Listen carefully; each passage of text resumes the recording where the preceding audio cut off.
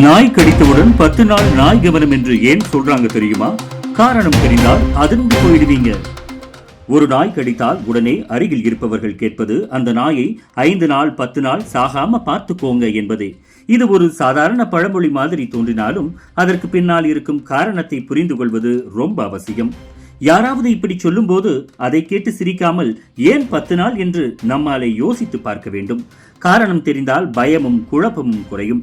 Rabies அல்லது நாய்ப்பித்தம் என்று பொதுவாக சொல்லப்படும் இந்த நோய் உலகிலேயே மிகவும் ஆபத்தான வைரஸ் நோய்களில் ஒன்று.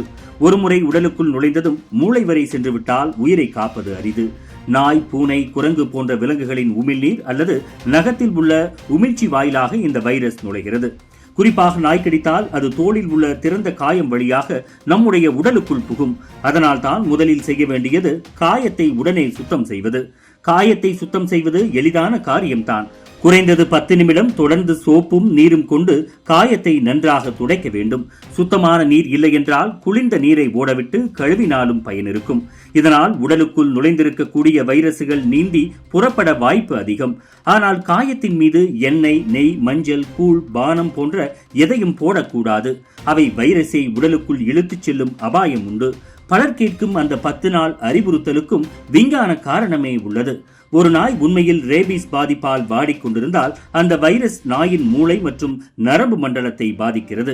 அதன் பிறகு சில நாட்களில் நாயின் நடத்தையிலும் உடல்நிலையிலும் பெரிய மாற்றங்கள் தெரியும். பெரும்பாலும் அந்த நாய் 10 நாட்களுக்குள் பலவீனமடைந்து நோயின் வெளிப்பாடுகள் தெளிவாக காட்டி உயிரிழக்கும். அதனால் தான் 10 நாட்கள் கண்காணி என்று மக்கள் சொல்கிறார்கள். அந்த காலத்திற்குள் நாய் எதுவும் ஆகாமல் ஆரோக்கியமாக இருந்தால் பெரும்பாலும் அது நமக்கு பாதிக்கப்பட்டிருக்காது என கருதலாம். ஆனால் இதை மட்டும் நம்பி நாம் சிகிச்சையை தவிர்க்க கூடாது. ரேபிஸ் நோயின் ஆரம்ப அறிகுறிகள் மிகவும் சாமர்த்தியமாக வரும். முதலில் காயம் வந்த இடத்தில் அரிப்பு, வலி, சுரசுரப்பு போன்றவை தெரியும். பின்னர் தலை சுற்றல், வாந்தி, சாப்பிடாமை, உடல் பலவீனம் போன்றவை சேரும். மேலும் நிலைமை மோசமடையும் போது தண்ணீர் அல்லது காற்றை பார்த்தாலே பயம், தசை கொந்தளிப்பு, வாய் உளறுதல், நடுக்கம் போன்றவை வரும். இது தண்ணீர் பயம் என்று கூட அழைக்கப்படும். இத்தகைய நிலை வந்த பிறகு காப்பாற்ற வாய்ப்பு மிக குறைவு. அதனால் தான் நாய் கடித்தவுடன் நாய் நன்றாக இருக்குது, கவலை இல்லை என்று நினைப்பது தவறு. நாய் வெளிப்படையாக பாதிப்பை காட்டுவதற்கு நேரமாகும். அதனால் ஒரே பாதுகாப்பான வழி உடனே அருகில் உள்ள மருத்துவமனைக்கு சென்று மருத்துவர் சொல்லும் ரேபிஸ் தடுப்பூசிகளை தொடங்கிக் கொள்வது நல்லது. இந்த தடுப்பூசிகள் காயம் வந்த உடனே தொடங்கினால் உயிரை காப்பாற்றும். தாமதித்தால் பயனில்லை.